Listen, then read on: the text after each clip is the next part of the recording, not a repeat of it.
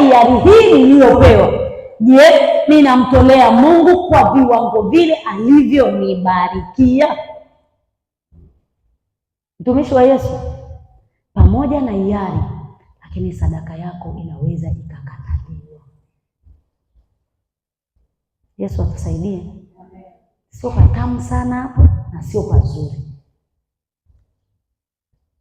Wakati Habili na Kaini wanaenda kumtolea Mungu, hakuna mahali imeandikwa kwamba ilikuwa ni fungu la 10. Ilikuwa ni hiari. Ndio maana kila mmoja alichagua katika vilivyonona akampelekea Mungu, na yule mwingine akachagua kila alichochagua kwa hiari yake.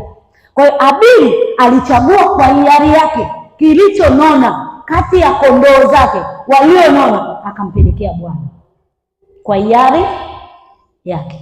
Lakini Kaini naye kwa hiari yake, kwa viwango vyake, akaamua kuchagua masazo katika mashamba yake, akampelekea nani? Mungu hakuwapa condition kwenye kuchagua au kwenye kuitoa ile sadaka.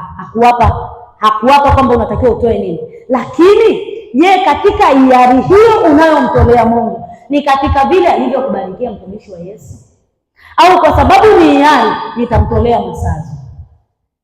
Si hiari. Bwana atusaidie. Kwa hiyo tuwe makini tunapokuwa tuna hiari ya kumtolea Mungu sadaka, tusiondoke na laana nyumbani mwa Bwana. Bwana Yesu atusaidie. Kwa sababu ni hiari, kuwa makini kuliko ile sadaka ambayo umepangiwa, kwa sababu ni hiari. Hiari yako hakikisha inakupa nafasi ya kumtolea Mungu kilicho kizuri. Ndani ya hiyo hiari kiwe kizuri. Bwana atusaidie.